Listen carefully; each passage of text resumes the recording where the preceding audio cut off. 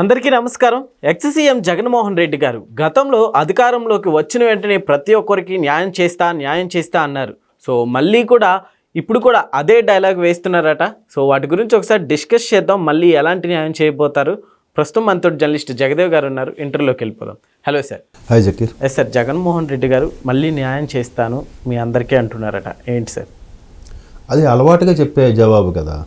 ఇప్పుడు ఏదైతే ఆ ల్యాండ్ ఇష్యూ ఉందో ఆ ల్యాండ్ మీద ఆల్రెడీ ఎవరిదైతే ఉందో వాళ్ళది కాకుండా ఇంకో దొంగ పత్రాలు సృష్టించేసి వేరే వాళ్ళకి అమ్మేసి వైసీపీ నాయకులే వాళ్ళు ఇల్లు కూడా కట్టేసుకున్నారు.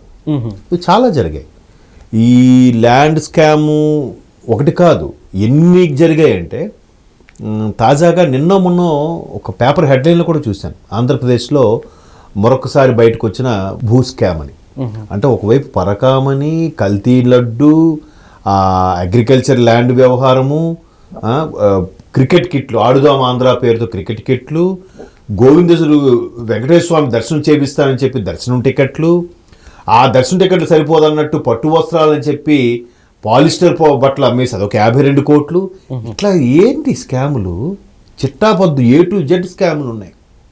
సో ఇలాంటి స్కాములు చేస్తూ చేస్తూ చేస్తూ వాళ్ళు ఏదైతే ఇల్లు కట్టుకున్నారో వాళ్ళు కోర్టుకు వెళ్ళారు. కోర్టు క్లియర్గా చెప్పింది, ఇది వాళ్ళ పేరు మీద ఉన్నాయి పట్ట, మీరు ఎలా కట్టుకున్నారు, మీకు ఎంత టైం కావాలి చెప్పండి, లేదంటే మీరు అక్కడ నుంచి వెళ్ళిపోతారా, లేదంటే వాళ్ళకి అబ్జెక్టివ్స్ వెళ్ళిపోతారా, మీ ఇష్టం, ఖాళీ చేయాల్సిందని. సో వాళ్ళు ఇంకా సుప్రీంకోర్టుకు వెళ్ళారు. సుప్రీంకోర్టుకు వెళ్తే ఈలోగా కోర్టు ఉత్తర్వులు ఇచ్చింది కాబట్టి సుప్రీంకోర్టు స్టే అని కానీ ఆపండి కానీ నేను చెప్పలే. ఈలోగా కోల్చడం స్టార్ట్ చేశారు.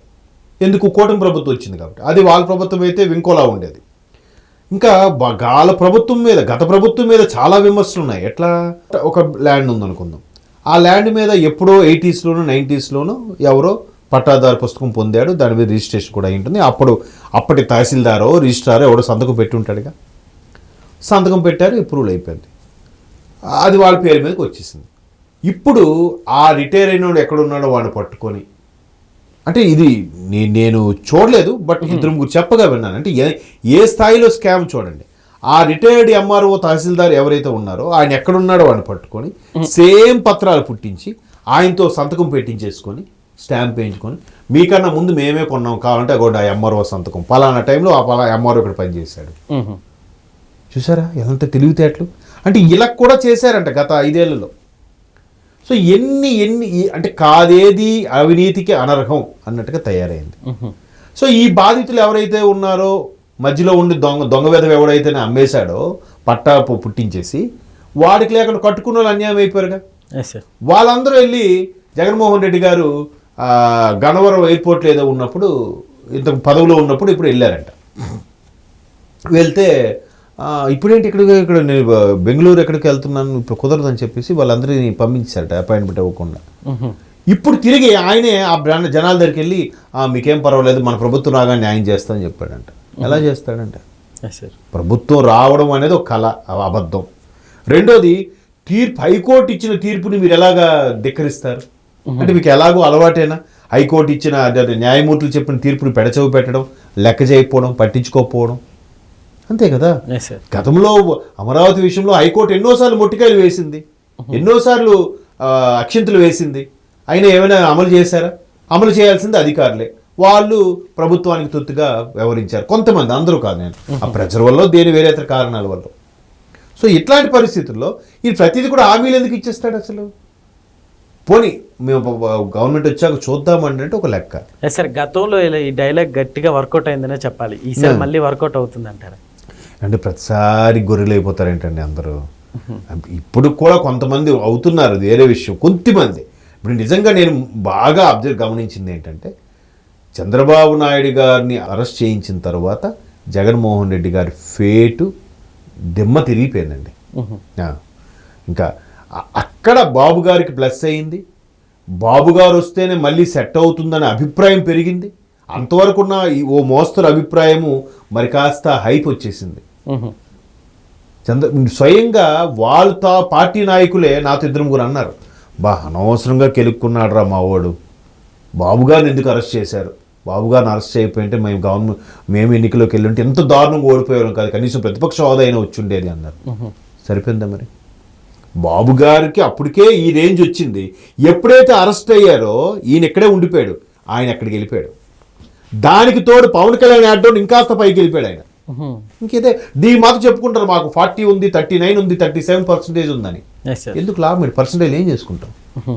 35 మార్కులు వస్తేనే స్టాంప్ పాస్ అయినట్టు, 34.85 వచ్చినా ఫెయిల్ అయినట్టే, దాన్ని పాస్ అయినట్టు అనరు. నాకు 34 అంటే ఆల్మోస్ట్ 35 అబ్బా వచ్చే పాస్ అంటారు దాన్ని? కాదు కదా, ఒక్కరంతా ఓడిపోయినట్టే కదా. సో అంటే దాన్ని ప్రగల్భాలు గొప్పలు చెప్పుకోవడం, రప్పరప్ప అనడం, ఇది ఎంతవరకు కరెక్టు? సో అలాగా ఏదో ఇప్పుడు మొన్న వరదలు వచ్చాయి ఉత్తరాంధ్రకి. వరదలు వచ్చినప్పుడు ఏం చేశాడు ఆయన? అంతవరకు ఎక్కడో బెంగళూరు ఉన్నాడో ఎక్కడున్నాడో తెలియదు. 8వ రోజు 9వ రోజు వచ్చి మీకు రైతులకు అన్యాయం జరిగింది, చంద్రబాబు నాయుడు ప్రభుత్వంలో మీకు న్యాయం చేస్తామన్నాడు. ఈ 9 రోజులు ఎక్కడికి వెళ్ళావా నువ్వు? ప్రభుత్వానికన్నా ప్రతిపక్షం ముందుండాలి. ఎక్కడ ఒకవేళ మంచిగా చేసినా అమ్మ ఇది ఎక్కడ తప్పు చేశారు, ఎక్కడో తప్పిదం చేశారు, ఎక్కడ దొరుకుతారని చెప్పి బోతద్దు పెట్టి వెతికి ఆ తప్పును పట్టుకోవాలి. అది ప్రతిపక్షంలో ఉండేవాడి లక్షణం. ప్రతిపక్ష హోదా కూడా లేదు కాబట్టి మేబీ అంత షార్ప్గా బ్రెయిన్ పనిచేయట్లేదేమో. కూల్గా 9 రోజుల తర్వాత వెళ్ళి మీకు రైతులకు న్యాయం చేయట్లేదని అంటే వాళ్ళకైనా అర్థం కాదా? చూసారు, ఎక్కువ మంది జనాలు కూడా లేరు ఆ ఓదార్పుకి వెళ్ళినప్పుడు. ఎందుకు ఉంటారు? ఉండరు. సమస్య వచ్చినప్పుడు నువ్వు నిలవాలి. కానీ దొంగలు పడిన 6 నెలలకు కుక్కలు మురుగుతాయంటే ఎట్లా? ఇలా దొంగ వచ్చి చక్కబెట్టుకు వెళ్ళిపోతాడు కదా. ఆ తుఫాన్ అనేది వచ్చి చక్కబెట్టుకు వెళ్ళిపోయింది. ఇప్పుడు నువ్వు వస్తే లాభం ఏంటి? అలాగే ఆ సింగనగరం ఎవరు మునిగిపోయాయి అక్కడ, ఏది విజయవాడలో. అప్పుడు కూడా ఏం చేశారు? అంతా అయిపోయిన తర్వాత ఆయన మన ఎమ్మెల్సీ బొత్స గారు వచ్చి ఇట్లా సరిగ్గా పట్టించుకోవట్లేదంట. నువ్వు వరద వచ్చిన వెంటనే రావాలి. ఆ వయసులో కూడా ఆయన వరద వచ్చినా కూడా ఆఖరికి ఒక దగ్గర రైల్వే ట్రాక్ మీద కరెక్ట్ టైం ట్రైన్ వచ్చేస్తే పక్కన నిలబడ్డాడు ఆయన. అది ముఖ్యమంత్రి రేంజ్ చంద్రబాబు నాయుడు. ఆ వయసులో కూడా తెగ తిరుగుతున్నాడు ఆయన. ఈయన అంతా అయిపోయాక ఆయన బెంగళూరు ప్యాలెస్ పనులు, తాడేపల్లి ప్యాలెస్ పనులు, వాళ్ళ అమ్మాయిల దగ్గరికి వెళ్ళడం, ఈ పనులన్నీ అయిపోయిన తర్వాత వచ్చి మీ తరపున నేను ఉంటా, నీకు మన ప్రభుత్వం రాగానే మళ్ళీ మంచి చేస్తా, ఎప్పుడు ఇదే డైలాగ్ అంట. సో ఇట్లా చేయడం వల్ల అసలు నిజంగా ఆయనకి ఎవరు సలహా ఇస్తున్నారు, ఎవరు అసలు రాజకీయ పరంగా స్పీచ్లు ఎవరు ఇస్తున్నారు, ఎవడు బొప్పి కట్టిన సలహాలు ఎవడు ఇస్తున్నాడయా అంటే మరలా సజ్జల గారికి ఇచ్చారు, వాళ్ళ అబ్బాయికి మళ్ళీ సోషల్ మీడియా వేదికగా ఇచ్చారనే విమర్శలు వినిపిస్తున్నాయి తప్ప చాలామందికి సజ్జల గారికి రెండోసారి అవకాశం ఇవ్వడానికి నచ్చట్లేదు. పైపొచ్చి విజయసాయి రెడ్డి గారు లాంటి సీనియర్ నాయకులు ఎందుకు వెళ్ళిపోయారు పార్టీని వదిలి? షర్మిలమ్మ గారు ఎందుకు వెళ్ళిపోయారు? విజయమ్మ గారు ఎందుకు మొహం చాటేస్తున్నారు కదా? ఇన్ని ఉంటుండగా ఈయన వెళ్ళి మళ్ళీ మనదే ప్రభుత్వం వస్తుంది మీకు న్యాయం చేస్తానంటే ఎంత పిచ్చోలా. కాకపోతే ఆయన అదే పందాలో అంటే ఆయన ఇంకా సీఎం అనే ఫీలింగ్లో ఉన్నాడేమో పాపం. మరి దాన్ని అదేదో ట్రోల్స్ చేస్తుంటారు, ఆయన అలా వదిలేకండ్రా, ఎవరినైనా చూపించండిరా అని అన్నట్టుగా అలా చూపించాలి తప్ప ఏం చేయలేం మనం.